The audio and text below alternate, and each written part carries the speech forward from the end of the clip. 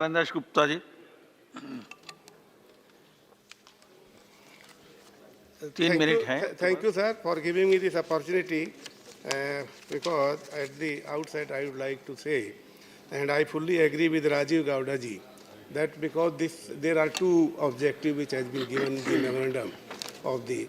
That is, first is to reduce the litigation. Second is to generate the timely revenue.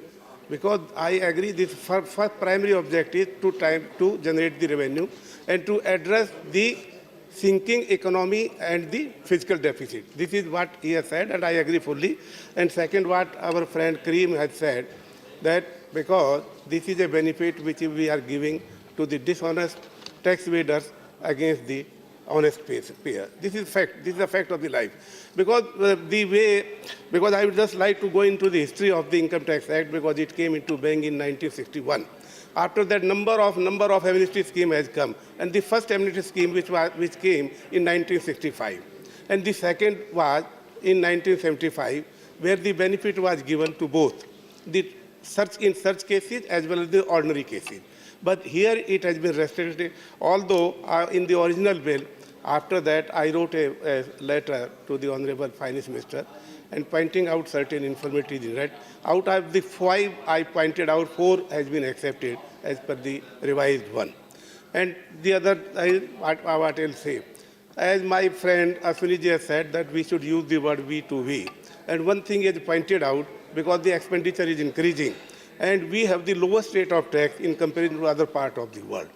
That's why this scheme we have come to address this issue. But what will happen in the succeeding years? This year we can address this issue through this process of the physical disease. But what will happen the next? Because our tax rates are, as you have said, are lowest in comparison to the other. That is the issue. Sir, I would like to read one part of this, this statement of the objects and the regions.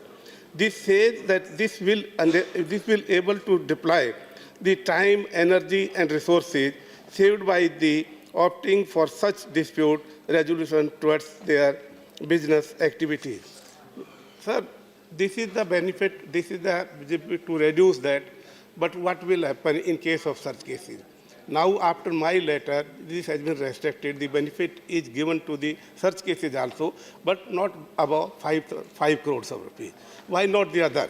Because otherwise, why they will continue to deploy time, energy, and resources for this litigation. So this is my suggestion, that we should open to give this scheme should be applicable to all such cases, irrespective of the amount, 5 crores and above that. That is the one thing. So thank you. And I will invite the attention of the Honorable Finance Minister to Section 6 of the scheme. I would like to read for the benefit of the House. Subject to the provisions of Section 5, the designated authority shall not institute any proceeding in respect of an offence or impose or levy of any penalty or charge any interest under the Income Tax Act in respect of the tax arrears. Because this only immunity, otherwise, because as per the provision of the income tax, who can initiate the proceeding for penalty, interest, or prosecution? That is the Income Tax Authority, not the designated authority. And designated authority defined here under Section 2, that it includes on the principal commissioner. But as far as the the power to initiate the penalty proceeding, prosecution, interest, etc., that lies with the number of income tax officers. That officers means income tax assessing officer, appellate authority, ITAT, even High Court, all they are.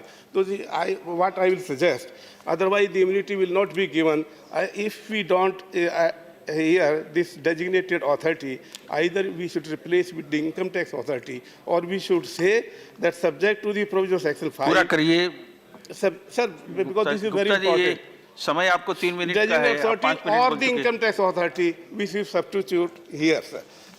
These are the, and Section 5. Then regarding the payment, because as per the scheme we have yet to frame the challans, forms for payment, that is yet to, and rules we have to make.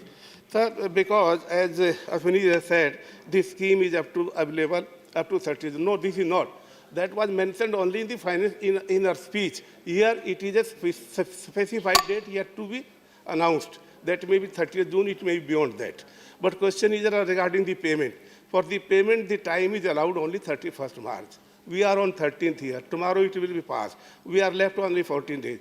If I file a form, then designated officer will decide my tax and time available with him is 15 days. How it will be possible to make the payment before पूरा 31st? करिए। That's why this time should be extended minimum up to 30th April. These are my suggestions. With this is I support the bill. Thank you. धन्यवाद। माननीय मंत्री जी।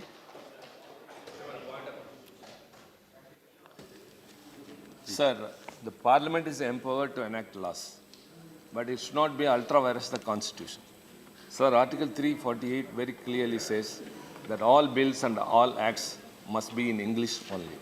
And this is the first ever time that we come across a bill which is titled as the Direct Tax Vivad Se Vishwas Bill. This is unprecedented, sir.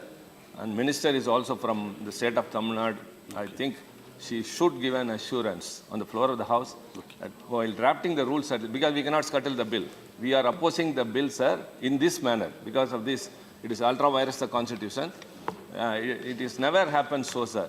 So if she gives an assurance that it will be taken care of while drafting the rules, sir, that will be helpful. Or else it will trigger a very big implications in the states, non-Hindi speaking states, sir. And this should not set a precedent. That's my submission. And I expect the minister would assure during her speech. ठीक। Thank you, sir.